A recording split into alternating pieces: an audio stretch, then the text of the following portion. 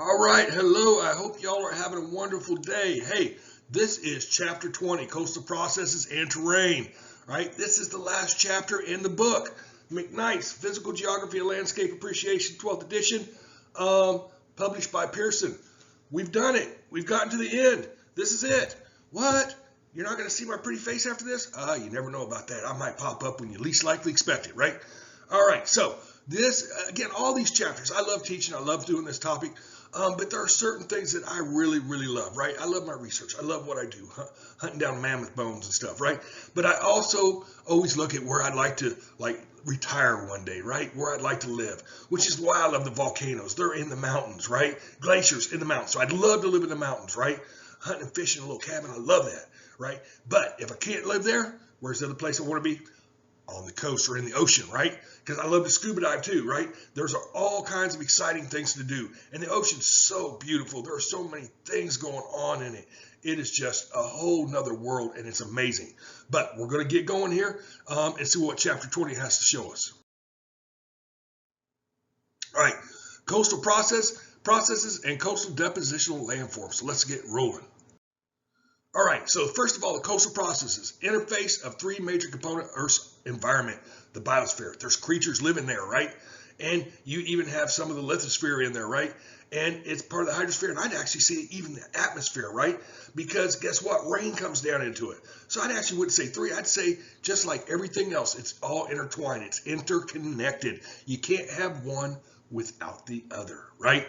All right, highly energetic due to constant motion of waters and the importance of wind. Remember, wind is what gets everything moving, okay? It takes the wind. Number one thing, remember that. It takes the wind to get it all in motion, okay? And there we go, importance of wind. All right, ocean and lake formations similar except for the following. Tidal range is smaller for lakes, and that's only because lakes are smaller, all right? There's a lot of water in the ocean. So when you displace it, you see a larger tidal range, right? 3, 4, 5, 6 feet, whatever it is, okay? It goes from here, and it goes to here, right? So it goes in and out, right? Lakes do the same thing, but they're small. They're more confined. And so they may only move just a little bit, okay? But there's still a tidal range. It's just a lot smaller. There's a lot less water, okay? Water level change differences. You're going to have ponds can only hold so much water and they're out. However, oceans can hold a lot more water, right? But the ocean level, as it rises, it may inundate and submerge the surrounding land, right? The continental shelves and what have you, and encroach in on the land, but it's still considered part of the ocean. Whereas you get water outside of a pond or lake, then it becomes surface water or whatever. There's a little bit different terminology there, okay? Reefs only in oceanic water. That is correct. Reefs and stuff are beautiful, right? Lots of living organisms, fish, and every kind of thing. I had a buddy of mine. He wanted to learn how to scuba dive. He's like, Tom, please take me scuba diving. I learned how to scuba dive. Please take me. I hate lake diving.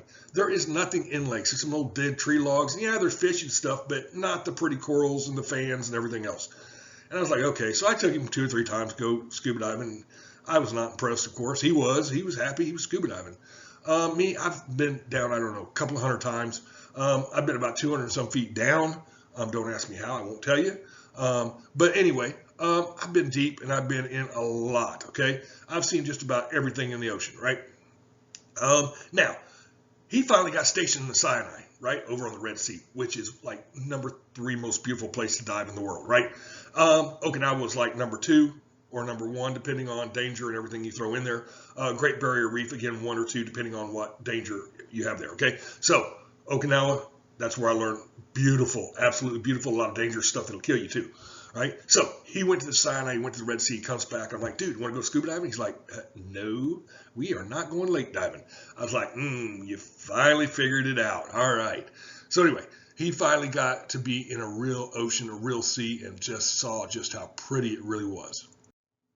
All right, so coastal processes here. Waves, transfer of energy through cyclical rising and falling of a substance. Water, okay? It goes up, it goes down. Most are wind generated over oceans. Remember, you got the wind, you got to have wind to get it all in motion. Wind stress generate waves and forced waves, okay? Forced waves are going up, and again, I want you to kind of remember this as we're talking about all this. just like you see up on the landscape, there is a landscape under the water. Okay, there's mountains, there's volcanoes, there's everything you see above is below the water too. You just can't see it, but it's there. So the ocean's just not flat on the bottom. It's got valleys, it's got hills, it's got mountains, it's got all kinds of stuff going on. All right, and so as the water is displaced and comes up on these rises, it's displaced, it's lifted up. All right, and you get other things going on. Okay, and again, swells. We're going to talk about that here a little bit more. Okay, waves that move in a circular or oscillatory fashion. Circular, with little forward movement are called waves of oscillation. So they basically just sit there kind of like a tidal wave, right? Or not tidal wave, but, what do they call it? I can't think. But anyway, it's oscillatory, like a cyclone, okay? Wave crests and troughs. We're going to see that here again. Remember, we measured the wave amplitude, and we see that down below here, wave amplitude. Let me put on my little pin, right? Here we go. Wave amplitude is measured from crest to crest. So let's think back now to our incoming solar radiation, long wave, short wave. Remember all that we talked about. Crest to crest, okay, that's the way it's measured, just like with energy, okay? It's measured from crest to crest. And wavelengths and wave heights. A wave out in the ocean where there's less displacement because it gets more displaced as you move inland, it may be longer and the height will be much smaller. Whereas once it starts moving into the coastline, it becomes displaced, the wave height will become higher, but the wave length will become shorter or smaller, okay? And we're going to see that here in a little bit. Shallow water waves influenced by the ocean floor forward progress called waves of translation. So remember this, okay, so here we go. This is what it looks like, okay? We got our bottom here, right? And then as we approach the shoreline goes up, okay? Continental shelf. Right? And so we take this huge ocean water here, right? And what we're doing is we're displacing it. We're taking all that water and we're trying to pack it all into something like this, okay? Because we got a lot less surface area here, okay? A lot less area. So as it moves in, it starts to lift up. That's when you start getting those swells, right? And the amplitude and everything changes. All right, here we go. So wavelength from crest to crest, right? All right, and here we go. So out in the ocean, if I'm out there and I got a big wave, I just feel bloop. That's all I feel, bloop. That's it. But as you move inland and you're displacing this water, packing it into this smaller area, again, you can see how this inundates. It's up and down, undulating, right? You're packing it in. So here I've got plenty of room, but look, I'm packing it into a smaller area. I'm packing it into a smaller area. And finally, I'm really packing it all into a smaller area. What happens? My wavelength shrinkens, okay, but my wave height grows. And then we get the break where it comes right up on the land. That's that last thing. It breaks over, okay? All right. And then, of course, the swash is that in and out, just kind of flushing. All right. Wave refraction. Change in wave direction as they approach the shore. You got to remember, there's not a whole lot of friction out on the water, okay? There's a little bit, but there's not. But as you get inland, as you start approaching the coast, you've got trees and stuff, so the wind can be blowing really fast, and then it's hitting a wall of trees and stuff, right? So when it does that, it deflects, okay? Deflects along the coastline. So change in wave direction as they approach the shore. And that is a lot of time due to either the underwater topography, due to the hitting friction sources as it approaches the shores, so on and so forth. So a lot of different little factors that go on and play there. Uneven coastline and irregular water depth. All right, so this here is a nice shallow, looks like this. Nice, shallow, bloop, okay? Comes up, so you get that nice smooth wash in, wash out, tied up, tied out, right? Whereas on the headlands, so this is your bay here, all right? Here's your bay, same thing. Whereas on the headlands, it's like this, okay? It comes in and slams, right? It doesn't have time for that energy to slow down as it gets inshore. It comes up, all that energy is still at full motion, bam, okay? All right, so waves bent to uneven slowing of waves from irregular water depth, all right? Wave action focused on headlands is much greater than adjacent bays. So again, more power, more hydraulic, and that's what I call it, hydraulic power out here than in here, okay? More hydraulic power out here than here. There we go. All right, so wave erosion. Consistent pounding of small waves results in erosions. It's your nick point, all right? It's differential weathering. Again, look here. We have a hard rock, a cap rock here, and we have the softer material right here. And it gets eroded away. And this may be a little bit harder. It's hard to tell, but you can definitely see. Let's go back to our horizontal stratification. Guess what? There's one layer. There's a layer. There's a layer. There's a layer. There's a layer. So, okay, now you see my horizontal stratifications, right? Some of this is harder, some of it's softer. So differential weathering. All rocks weather different depending on how resistant or non-resistant they are. Okay, so we have differential weathering, and it's just like our nick point. So you put in water with differential weathering. And what happens? It erodes, it erodes, it erodes until that bigger chunk falls off. Now, hydraulic power is at work here too. 50% of all rock is pore space. Well, you're forcing water into those pores, dislodging the sand particles and stuff that are in there. So you're pushing it in, dislodging, pushing it in, dislodging. Okay, hydraulic power, right? Hydraulic power in motion. And as you can see, this is already fractured right here, right? It's just a matter of time before that big old chunk falls right into the ocean, okay? Large storms significantly enhance coastal erosion. Large storms, hurricanes. Okay, why? Because they can tear things up for a long time, and you got the storm surge. It packs that water up, packs it up, packs it up, packs it up, because it's swirling and moving around in a circulatory fashion, and it packs it up against the continent, against the land surface there, the landscape. It's packing it up till eventually it's so much it just goes inland, and it floods out everything, right? And then you got tornadoes that come off, hurricanes that tear things up, trees come down, winds nonstop blowing. You've got a lot of destructive power there, okay? Air, here we go. Air is forced into the cracks in coastal rocks when water moves inland, all right? Air is released as the water recedes and enhances the erosion. Again, hydraulic, right? Hydraulic power. Chemical action of seawater. Chemicals. Well, guess what? Water is a poor solvent, right? Fresh water is a poor solvent. It doesn't have anything in it, but you turn around and you put some sulfur from the atmosphere because we got rain. Rain's going to push all that in. Remember, we said the ocean's a carbon dump, right? So you got carbon dioxide, you got sulfur, you got salts, you got all this other stuff, right? It's in the ocean. So you get chemical actions going on in the seawater too. Notches cut into the base of cliffs. Again, notch, we're talking about nick points, okay?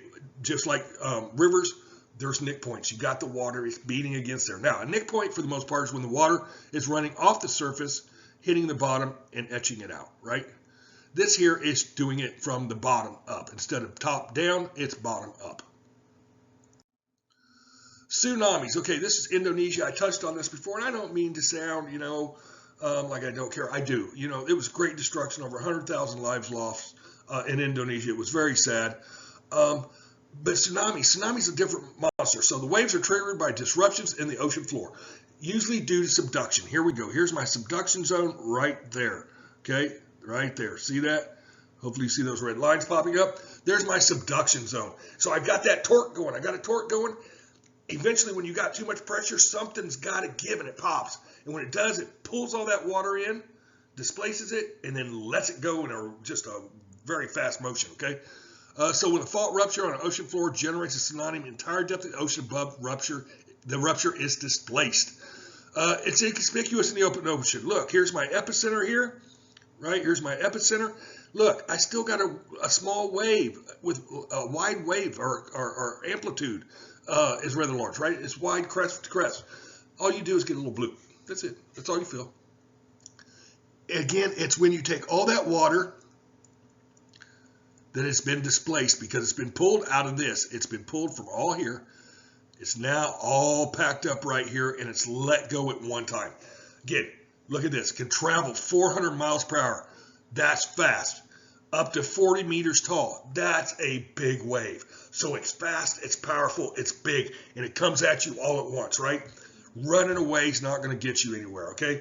The wave is going to destroy everything in its path, all right? That's why I said, hopefully one day maybe I'm on the ocean, I'm out scuba diving somewhere, and stop off at some little island, have some drinks. I'm having a good time, and all of a sudden we feel the shake. We know a tsunami's coming. You see the water retreat. You're like, oh, and they're going to be like, what is that old man doing? Because I'm running at that wave. I'm not going to tell you I'm going to make it. I'm going to test my hypothesis, right? I said I got the hypothesis that if you run straight at it and you can get under it before it crests, if it crests and break on you, you're toast. But if I can get under it, it'll kick me out the backside, right? And I'll be sitting out there just back floating with a margarita, okay? All right, tides. We've talked about these in previous chapters when we were in class. Excuse me. Alteration of ocean level from gravitational pull of the sun. So we have different tides: neap tides, spring tides, not fall tides, but neap tides, spring tides, and then we've got the large tide. I can't think of it, but anyway, large tides, small tides. So anyway, we got different tides, right? And it all depends on where the sun is in alignment with the moon and the earth, right? Whether they're in a straight line together, whether they're at 90 degrees, or whether they're at 45. We have tides, okay? So, gravitational pull of the sun, so it has to do with gravity, right? There are two high tides and two low tides per day. And actually, it's a little bit more today, but not much. But two high tides and two low tides per day. All right, so you got a high tide, low tide, 6 hours later, high tide, low tides, so on and so forth, right? Actually, I think it's like every 6 to 8 hours, something like that. All right. Topographic effects are generally small. You usually don't see a lot with tides unless they're on headlands. See, now this is the difference between a headland here and a beach, all right? This looks like a beach because the tide's out. And this is a really large tidal bore, or tidal range, I should say. All right, it's a large tidal range. It's probably 20 feet from here to here, right? But look, this is all solid rock. This is headlands, right? It's not a soft, little, gentle beach that inclines, okay? This is a headland area. So that tide is just pounding, pounding, pounding. Now, if you look over here to your left, you can actually see how gravelly that looks, right? It looks really gravelly, which means it's doing a lot of erosion there, okay? A lot of erosion. Differential weathering again. A lot of erosion going on due to the tides, okay? The topographic effects are generally small. We usually don't see much, but it's always in motion. It's always working, okay? It's always in movement. Significant agents of erosion only in narrow bays, around shallow seas, and in passages between islands, like this here area right here, right? And that's because we see more of, again, the headland hydraulic motion work, okay? More of the work, okay? All right, changes at sea level and lake level. Two primary causes of sea level changes. Rising and sinking of landmass, tectonic, isostatic rebound. Remember, okay, ice is there, ice comes off, edges drop back down, raises sea level. All right. The next one, increase or decrease in the amount of ocean water, eustatic sea level. So it's actually adding water to the system, right? We're adding water to the system. All right. So you have the ice on the landmass. The ice is melting, which is allowing the edges to drop back down, and all the water, fresh water from the ice, is going back into the ocean, which is rising the sea level. Here in a minute, you're going to see there's actually a third thing. Okay. There's a third thing that goes with sea level rise, all right? It's another factor, right? Land of emergent versus submergent. Emergent, coming up and out of the water. Submergent, going under. So depending on tectonic, whether you got tectonic uplift or you have eustatic water uplift, which is drowning out coastline, okay? Global warming and sea level change. Thermal expansion. Oh, that's third. Wait a minute. There's actually four things because I still got one more. So thermal expansion of the water and melting of the ice caps, increasing water volume. Eustatic. So I'm adding water, and then as you warm the water up, those molecules are moving around, which expand. So I'm expanding because I'm heating the ocean up. So thermal or global warming, okay? And again, when you have warmer water, it's just like air or anything. You're releasing the carbon dioxide, right? So it's got less chemicals in it as well, okay?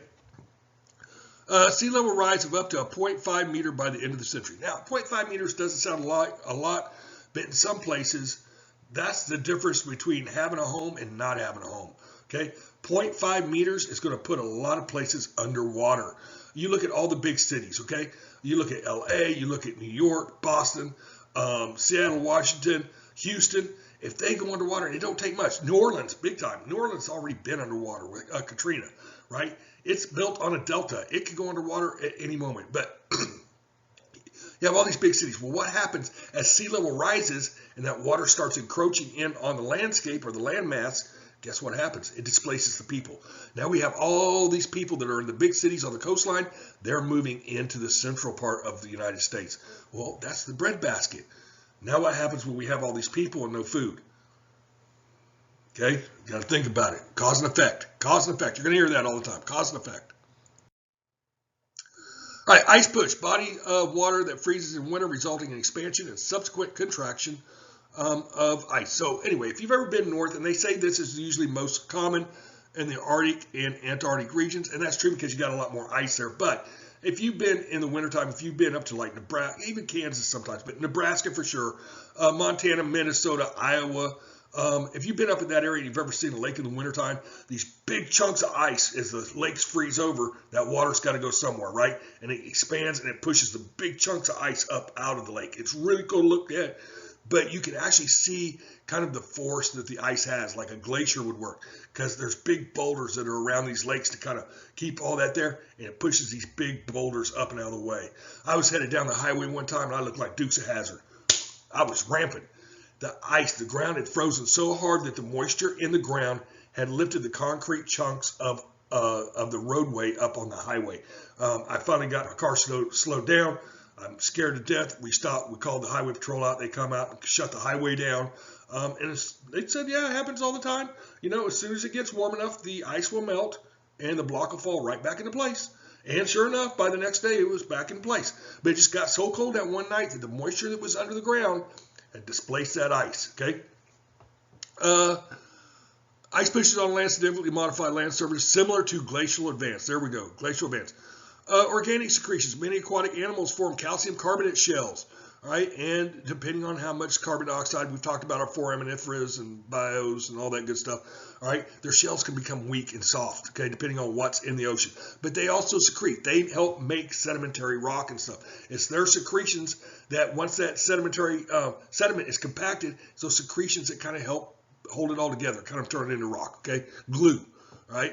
Animals cluster together and form enormous masses of reefs, platforms, and atolls. We're going to talk about those here in a little bit. I love reefs and atolls. Stream outflow. Oh, here's that fourth all-important thing. Stream import sources of sediment to the ocean and lakes. So we have water, eustatic, making the level rise. Isostatic rebound, sea level rise, right? Warming of the ocean, expansion of the water, and last but not least, sediment. Sediment. Denudation. As the earth erodes down, all that sediment is going down the rivers. And where's it going? Into the ocean, which means as the ocean fills up with sediment, it's causing sea level to rise as well. That's why I say there are so many factors in sea level. You just can't blame it on any one thing. There are a lot of different factors there, okay? So you have sea level rise now because sediment is displacing the water, causing the water to be higher and higher, okay? Currents and coastal sediment transport. Here we go, longshore currents. Water moves parallel to the shoreline along the shore. That should be simple for y'all to remember. And please remember them, okay? Currents move along the shore, and that's because that wind's blowing and then hits a block. It has to go one way or the other, okay? Developed just offshore and set up by waves striking the coast at an angle. Wind direction reflected on longshore currents. See, there we go, wind deflection, okay? And part of it has to do with also the landscape, okay, underneath, right? The topography of the underlying, the topography under the ocean, right? That has a lot to play with, has to do with it. All right, so currents and coastline sediment transport, beach drifting, right? It takes sand from one spot to the other. Remember, everything's always moving, whether it's the wind moving it, the water moving it, everything is always moving, okay? Short distance shifting of sand by breaking waves and retreating water. All right, zigzag pattern or particle movement downwind and parallel to the coast. Okay, so we got wind. We'll talk about Little Sahara here in a minute. Effects of tides on debris and movement. Again, is it low tide? Is it high tide? Is it moving stuff in? Is it moving stuff out? Is there a storm? Storms are big. How much sediment are packed in with all the big waves? Is it a tsunami? What? You know, there's a lot of different factors. Okay. And then we have dune formation on coast. So we got a sand supply, which means we have dunes. The dunes are going to blow, and that sand supply is going to blow and create dunes. And again, it's just like a dune in a desert. It's going to find something that supports it, stabilizes it, and then vegetation will start growing on it and make it even more stable, okay? So it blows up against some trees or something, and it gets blocked, and then if you got a little bit of rain and vegetation growing, it becomes more stabilized, okay? Now, turn around, give a big storm that takes and tears all that apart, all that sand's going to start blowing around again, okay? So it becomes active, inactive, but there's constantly a source of sand. Right, coastal deposition, here we go. This guy's out here, this is in Florence, Oregon. I've actually been there. Kind of a cold area, wet, cold for the most part. Obviously, this guy's out on a sunny day. He got lucky. When I was just there for a day. Cool, wet, nasty. But anyway, it is what it is. Coastal deposition results when the energy of moving water is diminished. All right, because the water keeps things moving around. But if the water ain't moving around, it's diminished, then the wind can do its work. All right. Maritime deposits, more ephemeral, part-time. Remember, intermittent, part-time. Okay. Non-coastal deposit due to composition and lack of vegetative cover. There we go. Lack of vegetation cover. Nothing to stabilize the dunes. And as long as you've got a non-stop source of sand, it will keep whatever vegetation is trying to go, it will keep it covered up, keep killing it out. Now, I told you we talk about Little Sahara. Little Sahara here in Oklahoma. Everybody says, oh, it's a desert. It's not a desert, okay? There was a large source of sand in the Cimarron River. We had some big winds, and it blew it into a bowl, a depression, right? And as long as the sand stayed in the depression, good. Well, how do you keep the sand in there? Well, they went in and they fenced it up, and there's vegetation. It's a real low area compared to the high area around it, and there was stabilized vegetation around it that kept that sand in place. Now, how do you also keep the sand from getting vegetation? Well, you run your four-wheelers and stuff around on it, right? Keep the vegetation down. As long as you keep that sand moving, can't nothing grow, okay? Keep it moving, nothing grows. So, Little Sahara, they run their dune buggies and their trikes and everything around on it. Why? To keep it down. But they've got fences up because they don't want people running around up on those berms around the sand dunes, because those berms are stabilized. Because if they make those berms, if they destabilize those berms, then the sand will start blowing out. There's no trees or nothing to block the wind. Get it? So again, one factor, cause and effect, okay? The sediment budget must be in a balance to allow the deposit to persist. So you got to constantly have sediment coming in to keep things moving, okay? All right, depositional landforms. Here we got some beaches. Beaches, relatively homogeneous. Homogeneous means the same. It means kind of boring, bland, whatever you want to call it. It's the same. Heterogeneous means things are different, right? This plant is different from this plant. This plant is different from that plant. We got a heterogeneous garden, okay? A homogeneous garden would be a garden of all green beans, okay? A heterogeneous garden is one that's got tomatoes and peppers and this. You see what I'm saying? Homogeneous, one way, one thing. Heterogeneous, many different, okay? Marks the transition between land and ocean, okay? So there's that transition there, and that's where this comes in. So we got backshore, contains berms. All right, here's my backshore. Here's my berm, right? Which stops that sediment from going any further. It starts to stabilize it, right? Foreshore, regularly covered. Okay, tidal range, right? There's my foreshore. Water in, water out, okay? Waves, right? Tides, the whole works, okay? And regularly covered and uncovered by tides. And then we have our offshore zone, which is right here, which is permanently submerged, okay? And here we go. Just like I said, undulating topography under here. Here's a little sandbar underneath. So again, that displaces that water, makes a wave break, right? Makes a wave break. All right, spits. All right, mouth of a bay, sediment moved into deeper water. What is a spit? Here we go. So again, we got a longshore current. It's moving that sand along the shore. And if a spit is just partially out there, right, you have a bay, right? Because it's still open to the ocean. If the spit completely encloses the bay, like right there, then you end up with a lagoon and a bay mouth bar. Okay, now we have a bar, okay? And the one I really want you to know right here is tumbelow, right? A tumbelow connects two land masses with a spit. So a spit connects two land masses. Here's my rock, here's my headland, okay? All right, so deposit attached to land at one end and extends to open ocean in down current direction is a spit. Spits that extend across a bay become bay barriers or bay mouth bars. And then we have the tumbelow. Waves converge on each side, deposit sand so that the bar connects to land. Now, how does the sand come in on both sides? Well, the winds are always changing. You got multi-directional winds. But you probably got some big rocks, too, in between that headland and that other landmass that's out there. So you got big rocks under there, which slow that current down right there. The current gets slowed down enough that whatever sediment's in the water starts to fall out. And it will eventually build up until you have a spit, okay? All right, barrier islands, long, narrow sandbar built up in shallow offshore water. So here's the life cycle of a lagoon. They are oriented approximately parallel to shore. Now, A lot of you didn't get to go on spring break. I know you were looking forward to it. Heck, I was looking forward to doing a lot of stuff that we didn't get to, right? But hey, that's the way life is. Don't always get what you want. But just so you know, the biggest barrier island is Padre Island. Okay, that's the biggest barrier island, largest. Right? However, that barrier island system, it extends all the way across the Gulf states. Okay, you go over to Mobile, Alabama, you got Dolphin Island, and you got all these islands in between. Okay, they're all barrier islands. Okay, Shipwreck Island is out near Louisiana, Mississippi area is in there. Okay, so we got all these islands, right? And these are all barrier islands. Padre just happens to be the largest of the barrier island system. Okay, all right. Oriented approximately parallel to the shore, of course.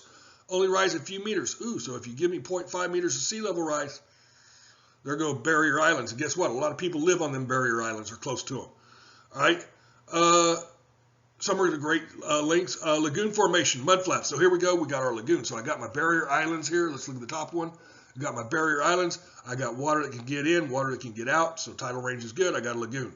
Then what happens? Well, the sediment load from the mainland here, because I got rivers that come off this mainland, right, come in here, they get slowed because the barrier islands is causing that to slow down. Not to mention, it's running into that hydraulic pressure of the ocean, which is pushing against the water fluvial action that's coming off the mainland. Just like a delta. Why do deltas develop? They hit that ocean and it slows everything to a crawl and the sediment falls out. Well, just like a delta, the lagoon, the sediment starts to fall out. And as it falls out, we begin to see mud flats. Okay, we're starting to build up sediment. And once we get the sediment built up where we can finally have some plants stabilized, we end up with a marsh. Right, we end up with a marsh. So, marshes, remember, swamps have trees, marshes have rushes and reeds. Okay, so anyway, this is the life cycle of a lagoon. So now you see how a lagoon is created, okay, and marshes and so on. Okay, it takes a lot of time. It doesn't happen overnight. I say that, but it depends how big a hurricane. What did the hurricane do? Did it pull in a lot of sediment? Whatever. Okay, a lot going on. All right, human modification of coastal sediment budget. Dams and sediment traps, allowing less sediment to reach oceans and resulting in shrinking beaches. You got to remember, we're always moving material. It's always moving sediment. So if it's eroding it and taking it away from one place, it's depositing in another. The thing is, we got a lot of people, human modification. We got people living along the coastline. They can't be like, oh, I've got an island one day, and oh, I don't have an island no more. They can't pick up their houses and move when they want. So we stabilize things. A lot of our transportation, our commerce, and what have you comes from overseas on ships. So we got harbors, we got bays, and we want to protect them. We can't just have them, destroyed overnight. So we have to protect them. How we do that? With these growings and jetties, right? So that when sand is washed from one place, we have this growing set out here, right, that extends out to where it can take and stop that and slow it down and keep that sediment there, right? It slows down that action. Here we got a harbor entrance. So we got jetties extending way out. Now, what happens if this really starts all filling in? Let's say it fills up all the way there, okay, and fills up all the way there. Then we just extend them out even further, okay? We extend them out even further. Now, here's the great thing about mankind. Mankind sees land, excuse me, land surface as being able to be occupied, right? I get closer and closer to the ocean. So this now becomes oceanfront property, right? So trust me, they're going to build out there just as far as they can, okay? As we build land because we're altering things, as land is built up, people are going to move out onto it, all right? So it will be used. All right, shorelines of submergence. Most oceanic coastlines shows evidence of submergence sometime within the last 15,000 years. And we could probably go back even further than that, all right? What are ria shorelines? Well, let's talk about an estuary. Submergence results in drowning of previous river valleys. So what this means is I've cut down to ultimate base level, okay? I've made it to ultimate base level, which is sea level. So now the ocean is backflowing up channel, okay? It's encroaching up channel, which means I now have seawater mixing with fresh water in these stream valleys, okay? And the water is considered what we call brackish. It's a mix of salt and fresh water. So I have this brackish, and it has life all of its own, right? There are certain birds and fishes and everything that have to have brackish water to survive. So its own little thing. So this is called an estuary. If you do one river valley, that's an estuary. If you have multiple estuaries, it's called a ria shoreline. So if you will look, Here is a river valley that's been inundated. A river valley that's been inundated. A river valley that's been inundated. You see all three of those. So guess what? That's an estuary, multiple river valleys. And look out here, it looks like I got some kind of either marsh or something going right here. Look at that. Okay, we got something going on there too. So anyway, we got a lot of things going on with marshes and estuaries. Okay. Some more on shorelines and submersions. Okay, this has to do with glaciers. So a glacier is the water. The salt is left behind in the ocean as the water freezes and is pulled from the ocean. The salt is left behind. The glacier pulls in all the fresh water. Okay, so this was cut by a glacier. So it had access to the ocean. It had its fuel, I would say, or its food source. Okay, it's pulling the water into the glacier and it's pulling it in, pulling it in, pulling it in. The glacier gets big. Look at this beautiful U-shaped valley, right? But then the glacier melts and all that water goes back to the ocean, right? Well, the glacier cut down to, again, ultimate base level or sea level. So now that water, again, is brackish and it's back flowing up channel, okay? So extensive glaciation gouges out troughs by glaciers or ice sheets. The troughs are far below sea level, eventually filled with seawater, and all it's doing is returning, right? Deep coastal indentations are called fjords. These are fjords. It creates extraordinary, irregular coastlines. It looks beautiful. I'd love to go scuba diving there, but it's probably like really, really, really cold. Okay. All right. Some more shorelines of emergence. Shoreline features raised well above the current sea level. Okay. So we talk about dating methods and all this stuff all the time, right? Here we're talking about terraces that have been raised up. First of all, this is again like a nick point, all right, working from the bottom up though. So the water comes in here, it notches it out. Look at the top one here, it notches it out, notches it out. This becomes too heavy and it breaks off and falls into the water. However, if I have some tectonic uplift, then this gets uplifted. And a lot of times, you know, it may get, this part here may be uplifted. Well, guess what's out here? Your coral reef. So a lot of times these terraces have coral reefs that say, oh, well, we can date this and we can tell how old it is. The issue with that is because it's a nick point, all right, we really, and again, I'm not saying, I'm just trying to say I'm always skeptical. I always ask questions, right? But what happens if this breaks, this erodes out, again, differential weathering here, nick point, breaks off to where this breaks all the way off back here, okay? Well, it's destroyed that coral reef that was there, right? That's gone. And now we're looking at this and we're going, oh, this here was all uplifted at one time. No, we have two different tectonic uplifts. We have this one and we have this one.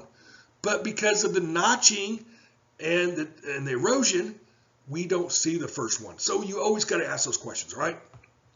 All right, wave cut cliffs and platforms, constant pounding of the waves at the base of the landform cuts a notch at the high level water. Thing is, it can keep, depending on differential weathering, you keep notching it out until, again, the more resistant stuff on top is so heavy, it breaks off and falls in. Broad erosional pattern called a wave cut bench or a wave cut platform or terrace, right?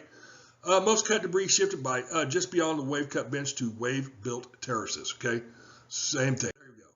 All right, so these are marine terraces. This is California, and they're saying all this was underwater at one time, which it very well may have been. The thing is, we always have this erosion going on out here. So we don't see the full extent of the marine terrace. How do they know it's a marine terrace?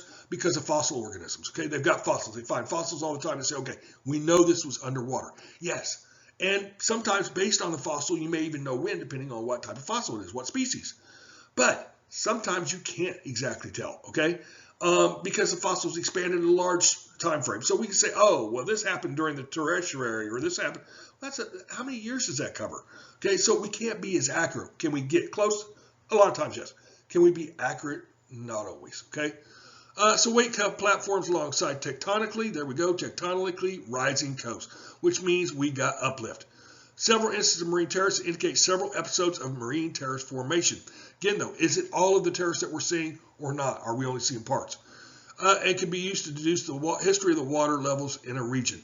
It can, but then you have to ask when did the tectonic uplift happen?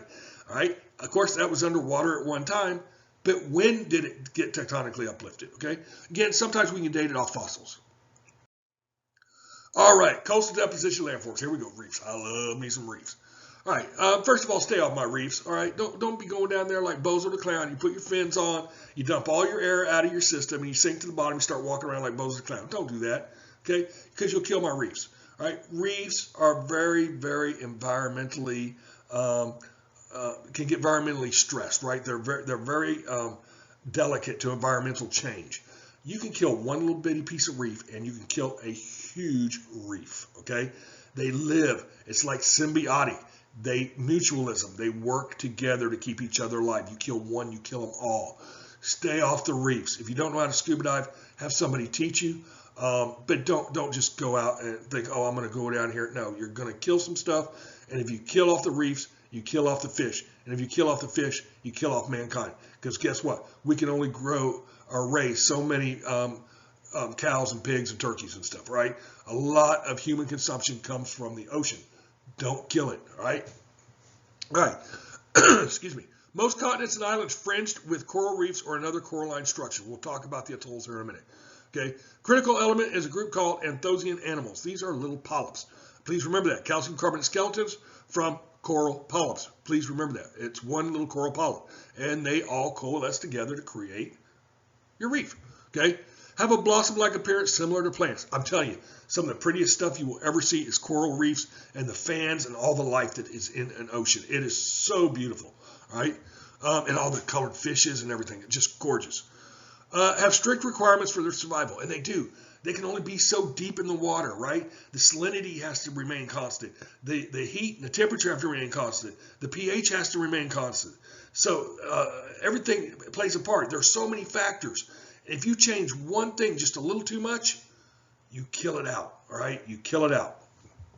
All right, fringing reefs, those built right onto a volcano. We're going to see that. Ooh, we're back to volcanoes.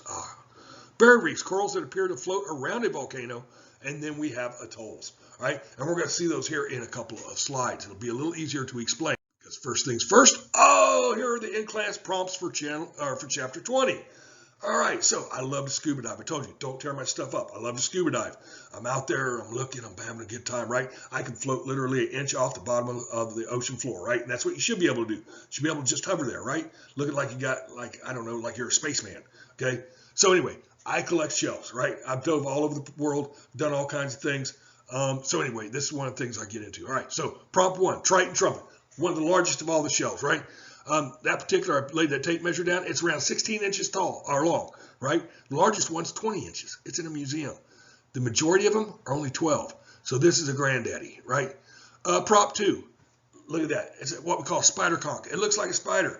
Whatever you see up on the landscape, there's something similar in an animal that's in the ocean, okay? It's similar. Not the same, but similar. They look similar.